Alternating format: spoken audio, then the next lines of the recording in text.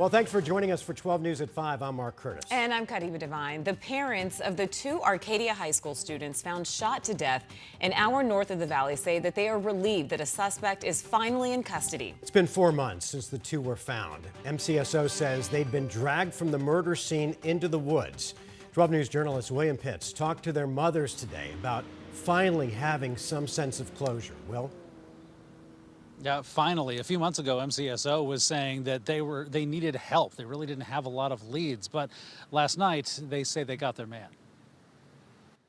My daughter, Pandora, was a beautiful, brilliant light in this world. She was so full of life and joy and love. Simone Scholzrud, speaking for the first time since her daughter Pandora was killed. But the light and love and beauty she gave us will be in our hearts forever.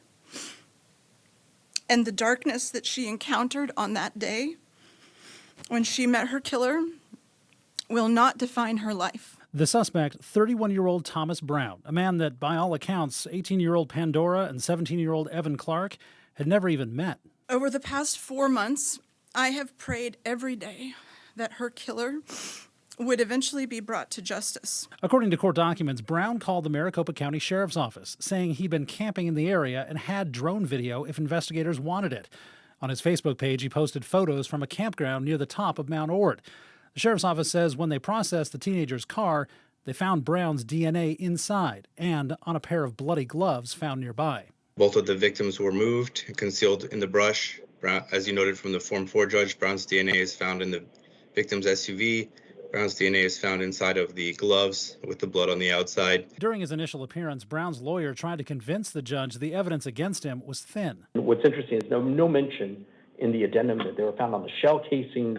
There's no mention that any of the DNA was found on items. The judge ordered Brown held on $2 million cash bond. In a lot of ways, probably the best day that I've had in months, to be honest. Sandra Sweeney is Evan Clark's mom. She moved from Arizona months ago. Too many memories. My only question before seeing the perpetrator was why? Why would someone do this to two teenagers just being happy and having a good time? I can't ever wrap my mind around that. It's been 4 months. You know, that kind of pain doesn't go away. Still, seeing Brown being walked into jail, Sandra said she has compassion for him, despite the charges. He was probably someone who was suffering from his own mental health issues. And my son just happened to be at the wrong place at the wrong time. One thing that's not in any of the paperwork is any mention of a murder weapon or anything that ties Brown to the actual killing, not just being at the scene. MCSO, though, says they are being quiet about a lot of those details. We'll live in Phoenix, William Pitts, 12 News. Well, thanks.